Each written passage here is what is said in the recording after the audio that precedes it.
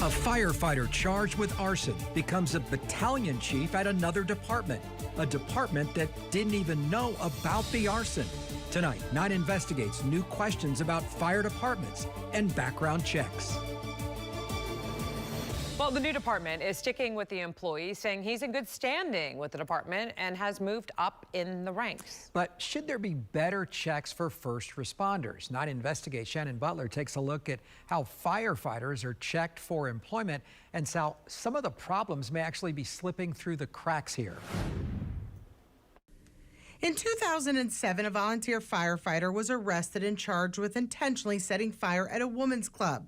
A story about his arson arrest made the paper back then, but that arrest didn't prevent him from staying at his job or getting other jobs in other departments, including here in Lake County. Lake County did do a background check through the Florida Department of Law Enforcement. As you can see here, there was no criminal history shown, including any arrests. The records were expunged in the court records, too. But we looked at his personnel file from Polk County, a 256-page file that showed these documents, not only about his arrest and written right here that there was a pretrial diversion, but it also showed complaints from patients and some unsatisfactory performance reviews. But it was also shown in 2014 that it was recommended he be fired. Lake County officials said they didn't have anyone to speak to us, but told us by email that it's not common practice to request entire personnel files due to the fees and time required.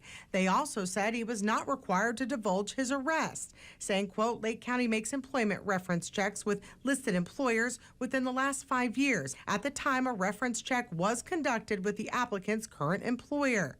But the union sent this statement about the hiring, saying in part, quote, while we are disappointed that these serious charges were not identified during the hiring process, we believe it is appropriate to recuse ourselves and allow Lake County administration to conduct a full independent investigation. The county said there is no current investigation. Other local departments like Orange County Fire Rescue told us they do run what's called a level 2 background. That includes fingerprints, based criminal checks, and polygraphs, and said the previous employer may be contacted. And according to employment attorney Mark Littman, it's not unusual for public agencies. Do you think that public agencies should have stricter backgrounds as an attorney, or do you think the system works? It depends. Yes. I mean, how strict can you go when you're doing a complete background check and nothing comes back, even with a fingerprint? I mean, that's pretty intense. But the fire union at the Central Florida Tourism Oversight District tells us their agency has gone a step further, now checking those personnel files for candidates to look for any disciplinary issues.